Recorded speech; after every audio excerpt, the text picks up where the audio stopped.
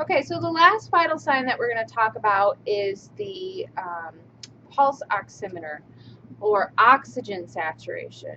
Usually a very nice handheld device, may be fairly hard to find on the units, but you really need to find it in order to complete a full set of vitals. So you shouldn't get to the end of the day, your clinical day, and say, well, I couldn't find it.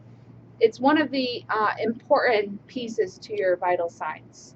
So it looks like it would be a fairly simple task to complete. However, if we were to get a very low number, it would require a nursing assessment.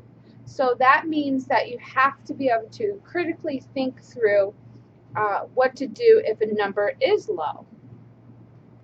So the first thing that you want to do is you want to inspect the person's hand. So Ms. Blackmore, can I see your hand? So you want to make sure it's nice and pink. It's not cyanotic or blue. The fingers look and have good capillary refill because if they're cold or blue or we're having some vascular issues, you might get an inaccurate reading on here. So it might be that you need to go to a different route, like the earlobe, or we even make ones that go across the nose. So it depends on the patient. The other piece too is nail polish. Dark nail polish will actually not read very well, and artificial nails will not read very well either in order for you to get a number. So you want to make sure you don't have those. You could, if the person had artificial nails or black nail polish and they did not want to remove it, you can use the patient's toe. So that's an alternative.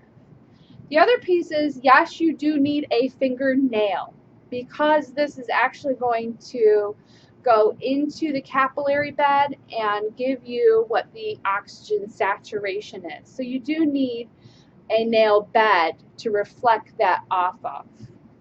So we're going to look at the piece and we can see here, there's like a little finger on here that tells me that her finger is going to be placed this way up.